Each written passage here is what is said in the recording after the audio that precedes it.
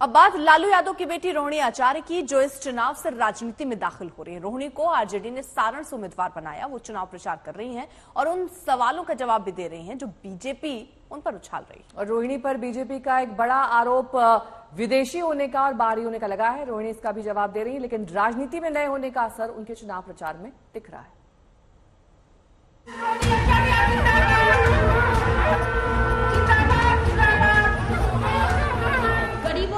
की ताकत बनो, कुछ अपनी लड़ाई संघर्ष बिना परवाह किए संघर्ष करो। मेरे पिता बहुजनों के मसीहा लालू जी ने और मेरे परिवार ने मुझे सिखाया है, गरीबों गुरबों की ताकत बनो। जब पिच नहीं हो, मैदान नया हो और खिलाड़ी भी नया हो, तो शब्दों के साथ भी खेला हो जाता है। थोड़ा अटकते, थोड़ा लटकते, थोड़ा भटकते रोहिणी आचार्य का भाषण शुरू हुआ। गरीब गुरबे की जगह जुबान से गरीब गुर्गा निकल जाता है। नई नई राजनीति में उतरी हैं तो नएपन का असर दिख ही जाता है। जो दबे हुए हैं, कुचले गए, उनकी ढाल बनो।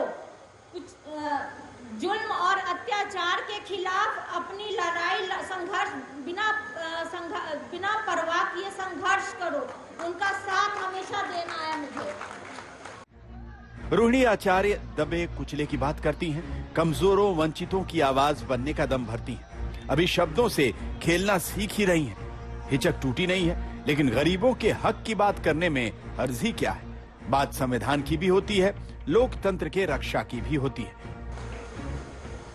देश, जनता, संविधान और लोकतंत्र की बेहतरी और बहाली के लिए अपनी आवाज उठाओ।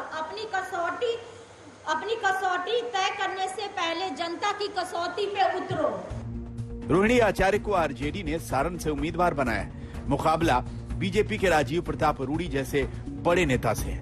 बीजेपी रोहिणी को विदेशी और बाहरी बताकर घेर रही है। रोहिणी को इसका जवाब देना पड़ रहा है। लोग यहाँ कहते कि मैं विदेशी हूँ, उनको जरा शर्म नहीं आती है कि मैं पहले बिहारी हूँ, बिहारी बहू हूँ।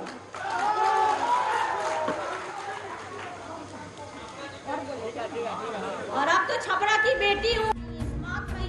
यही वो मोर्चा है जहां रोहिणी को मजबूती से मुकाबला करना है। इसीलिए भरे मंच में शुभचिंतक सलाह देते हैं कि इस सवाल पर थोड़ा और जोर देना होगा। यही रहना भी है। तो बोलेंगे, तो मेरा एड्रेस सही हो गया। रोहिणी के सिर पर पिता लालू का हाथ है। वो रोहिणी के साथ कैंपेन में होते हैं, लेकिन कई बार कुछ अनहोनी अनचाही घटनाएं भी हो जाती हैं, जैसे कि आरजेडी की एमएलसी की जुबान फिसल जाती है। दिल में जीतने की तमन्ना है, लेकिन जुबान पर हराने की बात करने लगती है। हम कुछ नहीं कहना चाहते अपने संगठन करके सभी कर्मठ ईमानदार अपने कार्यकर्ताओं को। हम इतना ही कहना चाहते हैं कि डॉक्टर रोहिणी आचार्य जी को आप इतने जबरदस्त वोट से हराइए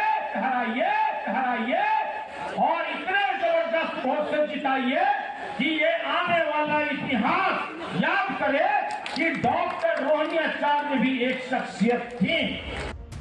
एमएलसी साहब ने वक्त रहते भूल सुधार लिया, लेकिन सारण की चुनावी भूल भुलैया में रोहिणी को अभी कई परीक्षाओं से गुजरना है, क्योंकि बीजेपी ताक में बैठी है कि कब रोहिणी से कोई चूक हो जाए और वो मौके को लपक ले। आज तक ब्यूरो।